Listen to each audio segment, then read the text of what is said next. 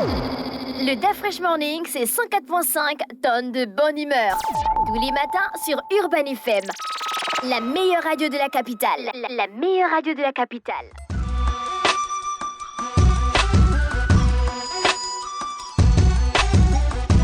Sur les 104.5 Urban FM, la station Urban, on est avec Jean-Paul. Jean-Paul, bonjour. Bonjour la fraîche. Comment t'as passé le week-end? Un peu triste et un peu bien. Un peu triste parce que vendredi, c'était vraiment ma tournée des décès.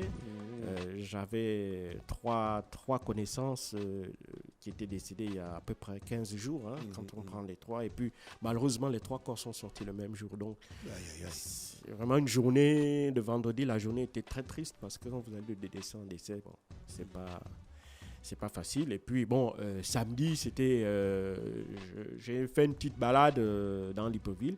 Et puis, bon, dimanche, j'étais... Une petite balade, tu as vu quoi d'exceptionnel? Non, en général, le samedi, je préfère aller voir certaines personnes que j'aime particulièrement, mais que je n'ai pas le temps de voir en semaine. Voilà, donc j'en ai profité.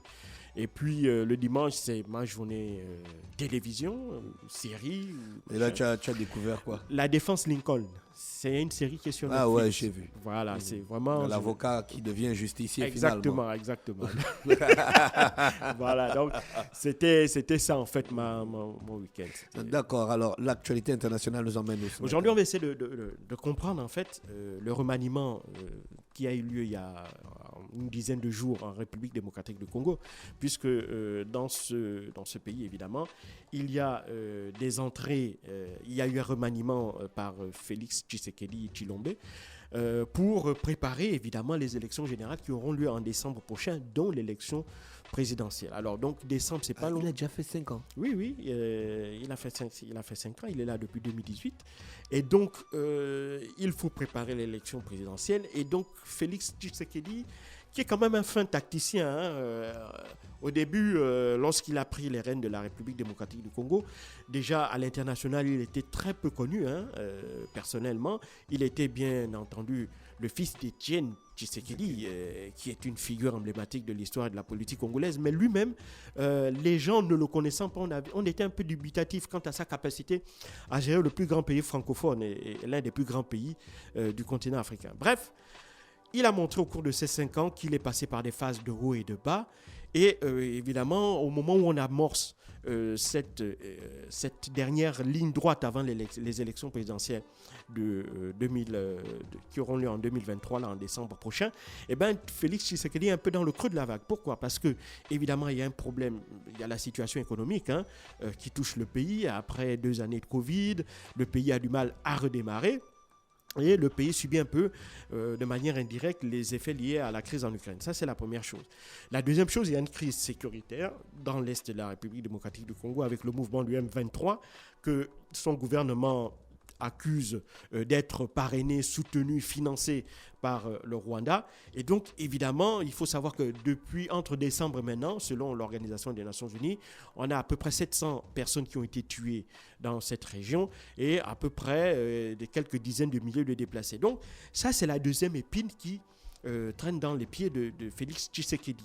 Et donc, pour pouvoir essayer à la fois de limiter la casse lors de cette prochaine élection et de pouvoir se donner les meilleures chances de pouvoir remporter cette élection, et bien, il faut donc s'entourer d'une équipe de gens qui ont la capacité à la fois de répondre aux attentes du peuple congolais, qui est quand même des attentes qui sont énormes d'une part, et d'autre part, eh ben, des hommes aussi, hommes de terrain, des experts qui ont une véritable connaissance du terrain et qui pourraient lui apporter les suffrages dont il aura besoin en décembre prochain pour briguer un second mandat. Et c'est la raison pour laquelle, évidemment, le président Félix Tshisekedi a essayé de faire un mix.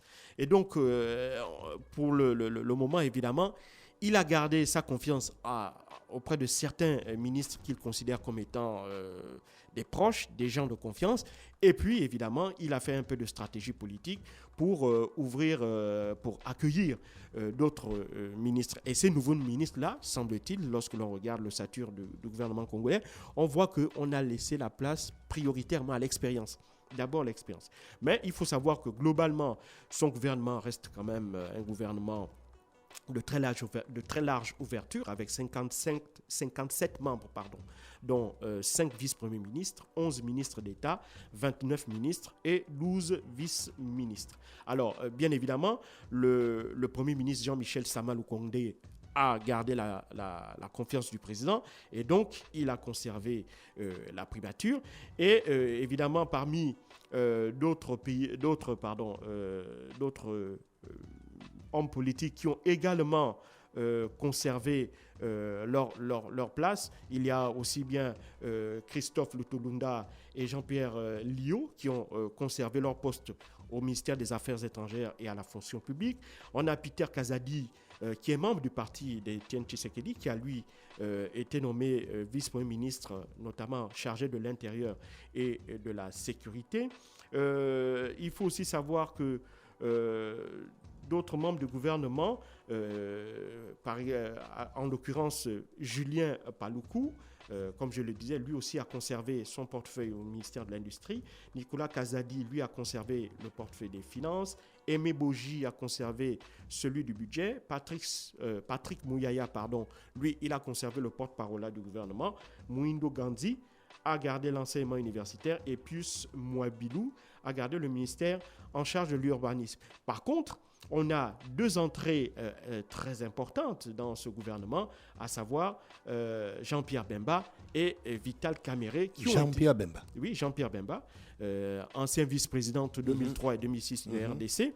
Et donc, Jean-Pierre Bemba et Vital Kamerhe ont été nommés vice-premier ministre. Jean-Pierre Bemba est lui vice-premier ministre. Jean-Pierre Bemba, il n'était pas sur le coup d'une enquête internationale. Après, évidemment, il avait été arrêté en 2010. Non, il avait été arrêté en 2008 suite à des accusations de crimes de guerre et crimes en Centrafrique qui auraient été perpétrés par ces hommes. Et donc, il avait passé 10 ans à La Haye avant d'être acquitté en 2018. Et donc, à la suite de son acquittement en 2018, il était rentré en RDC et il avait apporté son soutien à Félix Tshisekedi. Non, il avait apporté son soutien à Félix Tshisekedi par le biais de Vital Kamerhe, parce que c'est Vital Kamerhe.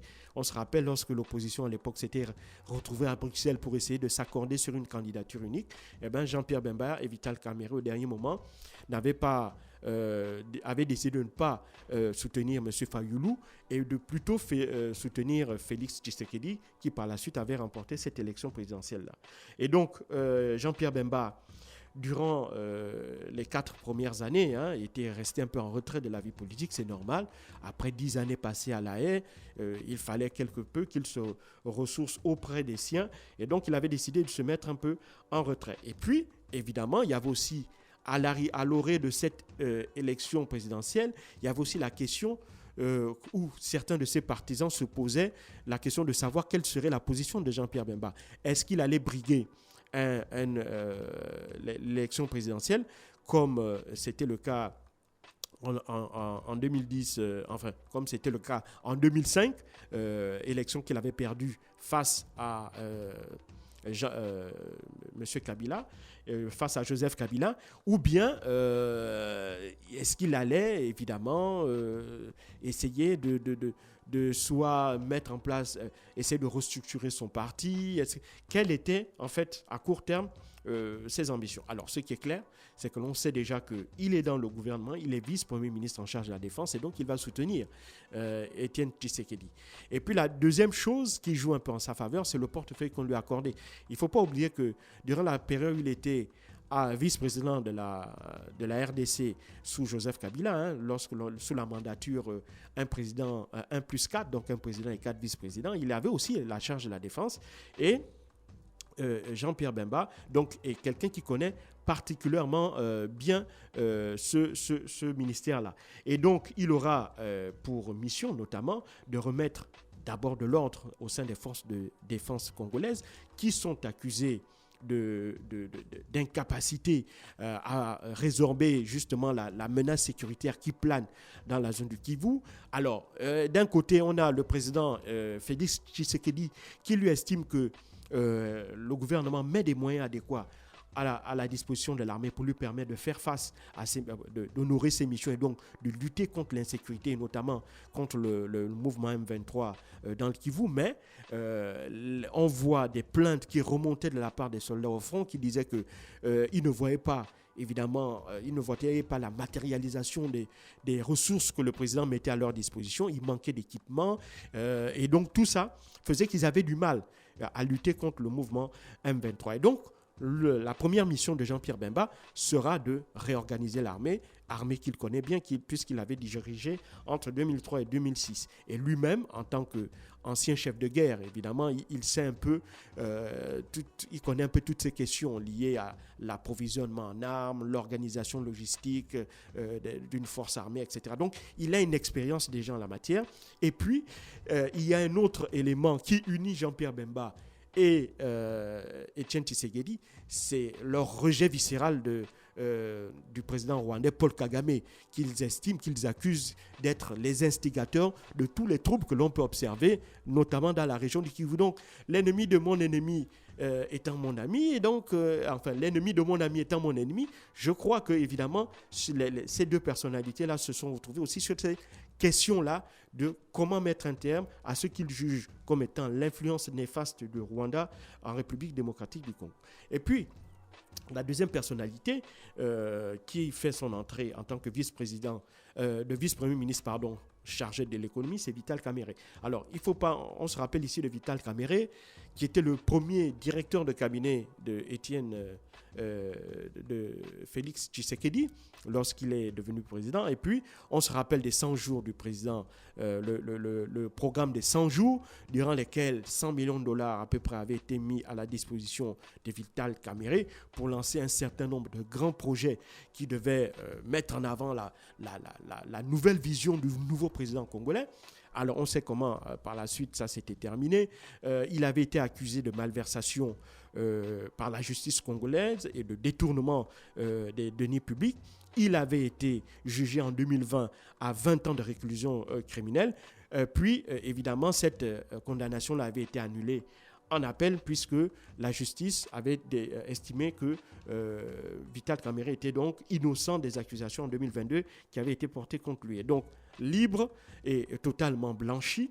Alors, il s'est passé ce que les Congolais eux-mêmes appellent la remontada, c'est-à-dire que celui qui était en disgrâce aux yeux du peuple congolais, en disgrâce auprès du président Tshisekedi, est soudainement remonté, a retrouvé de l'importance à ses yeux. Bon, est-ce que le fait qu'il ait été totalement blanchi par la justice ait joué un rôle? Très certainement. Et puis surtout, malgré le fait qu'il soit passé par la case prison durant 2 années, Vital Kamerhe reste extrêmement populaire, notamment dans la région du Kivu, notamment au niveau de Goma, là où il y a justement des violences liées au M23. Et donc, Etienne Tshisekedi est conscient que s'il laisse Vital Kamerhe de côté, Vital Kamerhe peut être représenté une menace politique pour lui. Pourquoi ? Dans la mesure où il aurait pu se présenter comme candidat à l'élection présidentielle le décembre prochain. Et donc, Etienne Tshisekedi aurait perdu toutes les voix de cette région-là, de la région que ce soit du nord et du sud Kivu, dont Vital Kamerhe est originaire et où il reste encore extrêmement populaire. Or, Etienne Tshisekedi, enfin tacticien, ne veut négliger aucune voix. Et donc, c'est la raison pour laquelle il a rappelé Vital Kamerhe à ses côtés et donc il retrouve, si tu veux, les premiers plans dans le gouvernement de Félix Tshisekedi, et occupe le portefeuille de l'économie. Alors il aura donc en charge d'essayer de réorganiser l'économie congolaise, comme je l'ai dit, qui fait face justement à un certain nombre de difficultés liées à un ralentissement de la reprise économique suite aussi bien d'abord à 2 années de pandémie et aussi avec les effets liés en Ukraine dont les Congolais sont particulièrement dépendants, surtout en termes de ressources alimentaires. Et puis, il y a aussi le fait que Donc Vital Kamerhe va essayer de remettre de l'ordre lui aussi et pour essayer certainement de préparer le programme économique du candidat Étienne Félix Tshisekedi pour sa prochaine candidature lors des prochaines élections présidentielles. Et donc, cette expérience-là ne sera pas de trop. Et ça, évidemment, le président congolais l'a parfaitement compris. Alors, bref, on voit que c'est un gouvernement uniquement dont la vocation première sera d'abord de préparer les élections présidentielles de décembre prochain. La deuxième, de garantir une réélection de Félix Tshisekedi. Et puis, la troisième, c'est justement ce gouvernement-là aussi qui sera en charge de non seulement essayer de régler la question sécuritaire au Kivu, régler aussi la question des groupes armés dans cette région-là et les relations avec les Nations Unies, notamment l'ONUCI, le contingent des Nations Unies en RDC.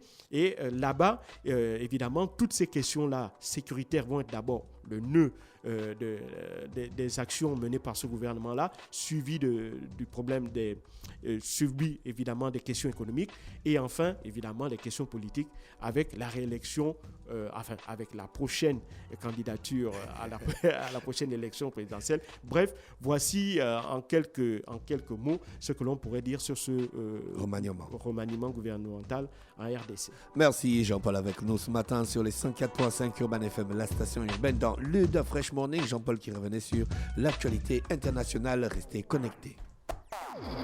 Le The Fresh Morning, c'est 104.5 tonnes de bonne humeur. Tous les matins sur Urban FM. La meilleure radio de la capitale. La meilleure radio de la capitale.